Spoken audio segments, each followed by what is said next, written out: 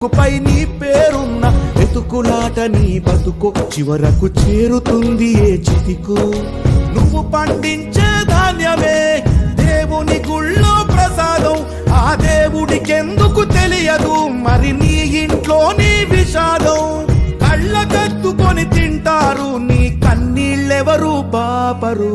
రైతు రైతు రైతో పాడుగాను నీ రాతో, మెతుకు మెతుకుపై నీ చెమటున్న వెతుకులాట నీ బతుకు చివరకు చేరుతుంది ఏ చితికో.